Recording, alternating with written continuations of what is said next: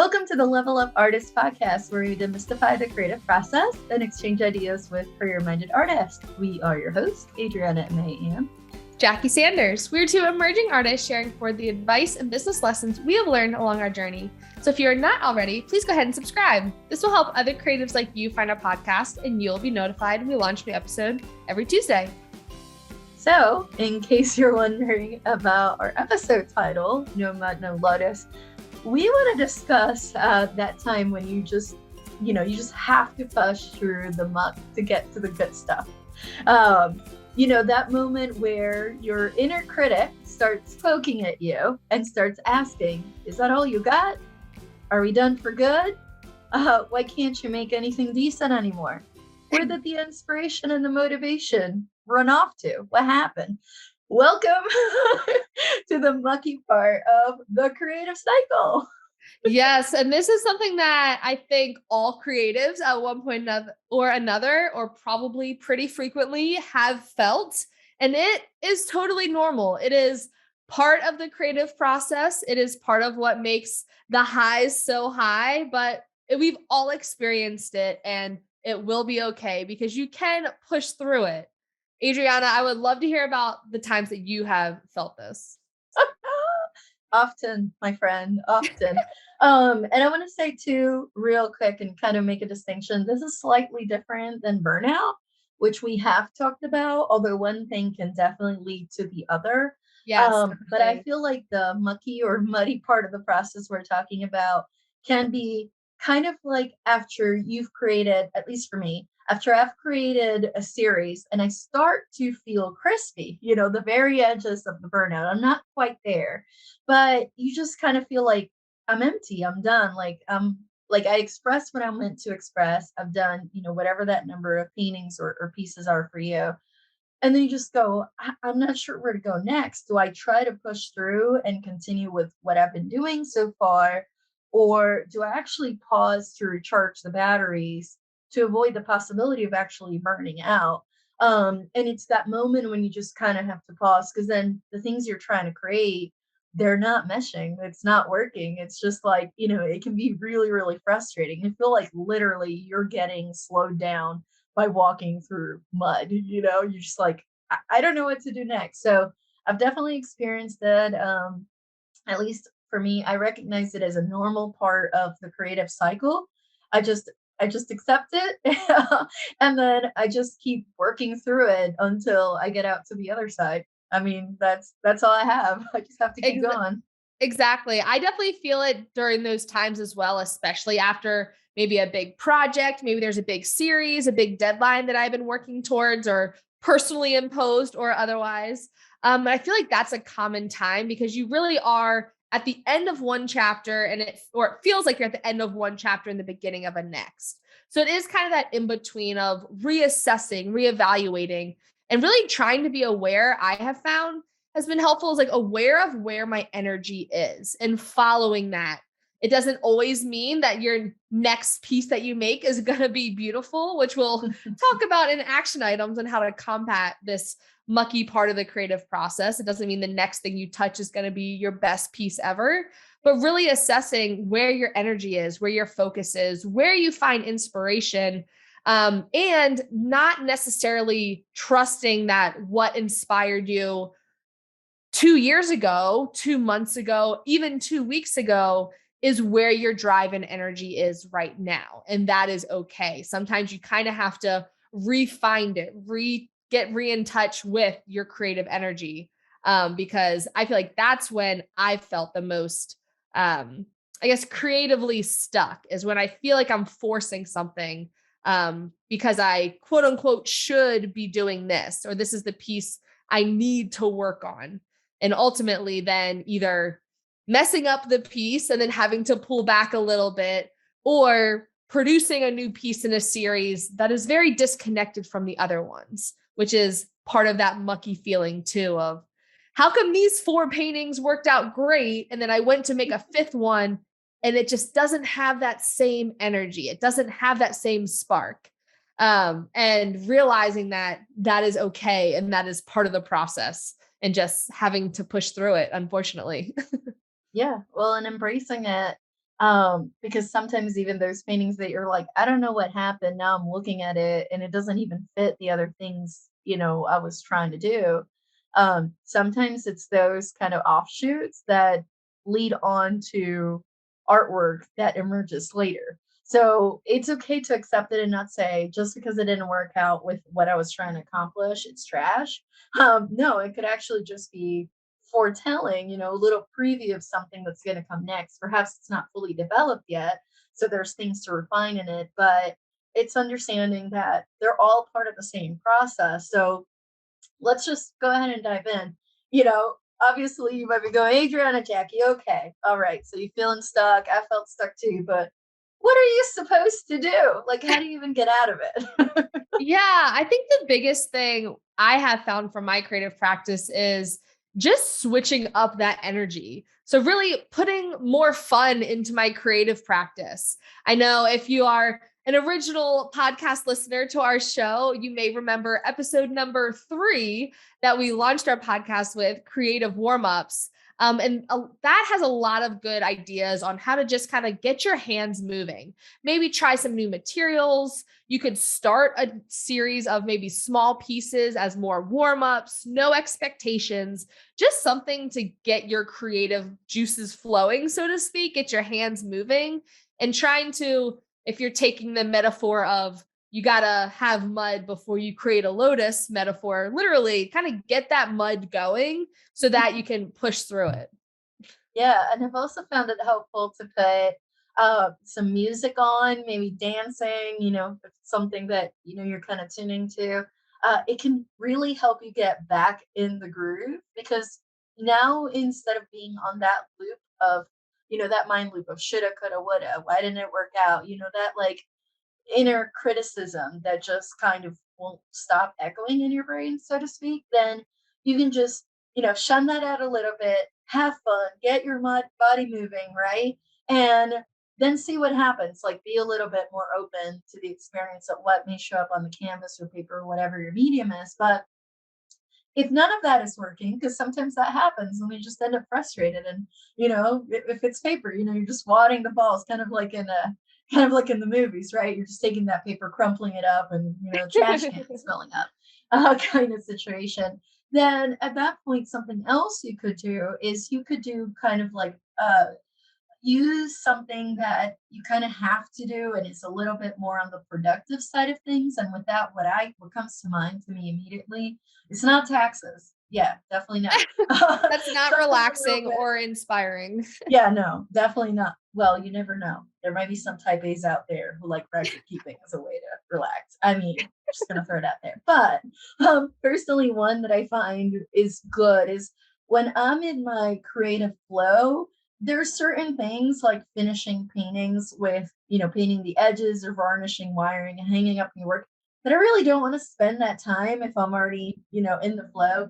But if I'm in that mucky part of the process where I'm just like, whatever I make doesn't turn out, well, then I can do something that's relatively mindless, like varnish, that still needs to be done. And then at the end of it, at least I feel a little bit more, what's the word I'm looking for?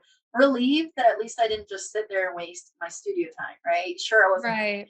perhaps, but at least I did something productive. And then sometimes, which I think is like an extra bonus, sometimes what ends up happening is as you're finishing your paintings, it strikes an idea for something that you're like, oh, actually, I really like this, whether it's the varnish or not that did it. I really like how this part turned out. Perhaps I can explore that further.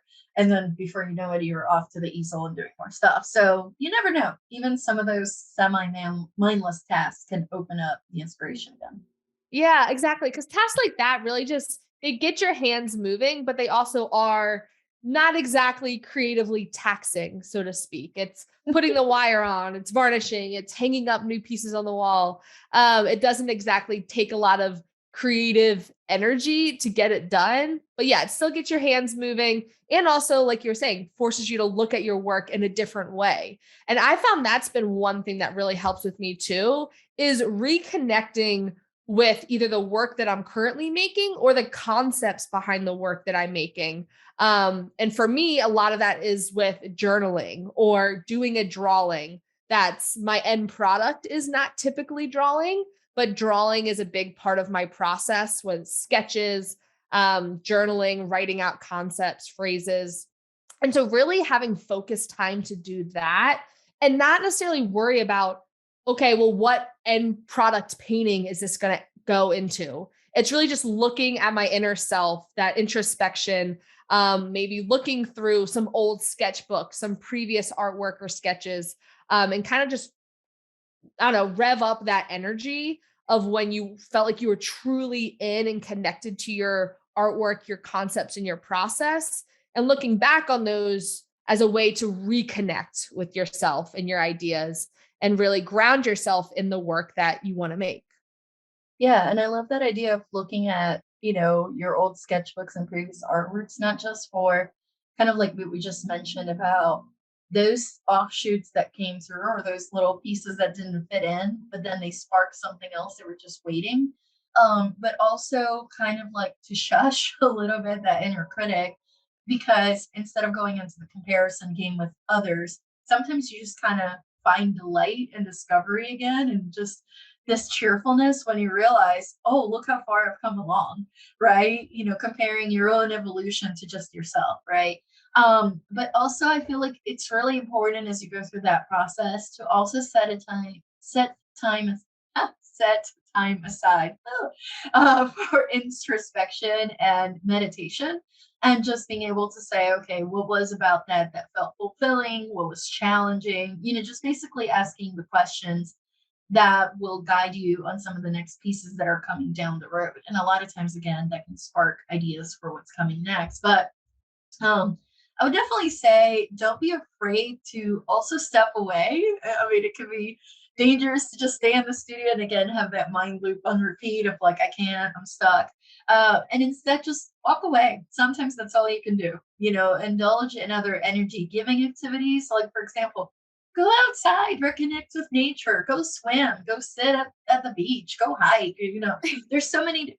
Go sit in the front porch of your house or your backyard if you have one. Like, it doesn't even have to be anything, a big event or fancy or a long time. Sometimes just a few minutes outside in the garden can definitely like give you some of that energy back.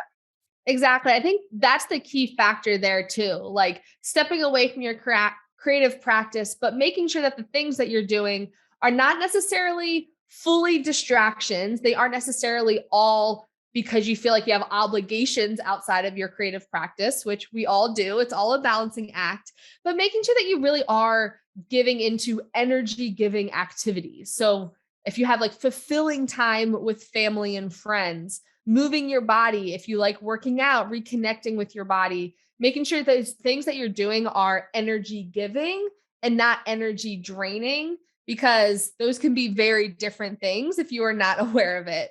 And then you come back into the studio more drained than when you left. And you're like, wait a minute, that didn't work out so well. So being very conscious and aware of where your energy is going when you are able to have control over that. Absolutely. So the quote that inspired, the title that we're using is, there is the mud and then there's the lotus that grows out of the mud. We need the mud in order to make the lotus. I won't pronounce this name, but we will link it in the show notes, of course. But this is a Vietnamese Buddhist monk, and he definitely writes a lot about that whole pushing through, showing resilience and in the face of adversity. And for me, I mean, I've heard this before, whether it's in a yoga studio or in a gym, etc. But I feel like an easy way to remember it is what we use for the title is no mud, no lotus. So whenever I'm in that stuck mode, that is something I like to look at. And it's just like, okay, it's a great reminder. It's okay. It is part of the process, but I have to push through it. Like, whatever that speed looks like, it needs to be at a healthy speed. Thank you very much. But I can. I still have to keep going in order to get out to the other side, so to speak.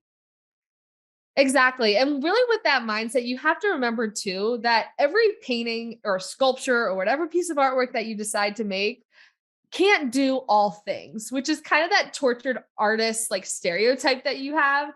Is also the liberating part of the creative process is that one piece of art then fuels your next piece. So if you feel stuck, if you feel unfulfilled with your practice, remembering that just putting in the reps a lot of the time, making more paintings, continuing to push through the mud of your creative process can be what gets you through to those Lotus paintings, to those pieces that feel very fulfilling, because you really can't fake putting in the reps, which is one thing that I, as an type A overthinker planner, have to remind myself all of the time is you can't always overthink or overplan the creative process of discovery. Like, this is really what makes the creative process so beautiful, are those unplanned observations, those discoveries along the way as you're moving your paintbrush, as you're creating a sculpture, as you're doing whatever your creative practice is, and making decisions as you go. That is the beautiful part of the creative process of discovery. And you can't plan for those. You can't necessarily have things that are step by step. Even if certain parts of your process or are more repetition, that practice of making work is really what makes the magic of a piece of artwork come to life. So reminding yourself that you have not made your best artwork yet, just keep pushing, push through the mud. And there are many, many more beautiful paintings, beautiful pieces of art waiting to come to life. Yeah. And at the end of the day, it's like you can't rush your evolution, just like you said. So even if you think you've done your best piece yet, well, you never know about the upcoming one. So you definitely want to, get through and do the paintings, and you may have 100 bad ones before you get to a good one. And that is okay too, because also with experience, then 100 may turn into 50 bad ones before you get to a good one, and then 20 bad ones before you get to a good one. And by bad, I mean, other people may look at them and be like, I want that in my house. And you're just like, it's not enough. But that is okay too. It's all very subjective, eye of the beholder, all that kind of good stuff. Mainly what we want to encourage you to do is when you feel stuck, no, it's not the last painting you did. No, your art career is not over. Even if it feels that way, no, you have nothing else to paint. That's not true.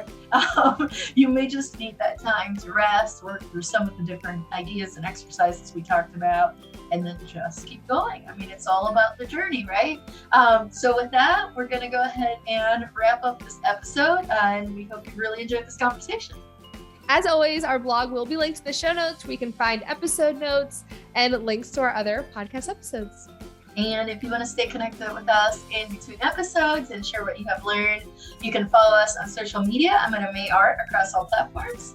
I'm at J Sanders Studio on all platforms. Or if you want to follow the podcast, we are at Level Up Artists. Thank you so much for listening. We'll talk to you next week.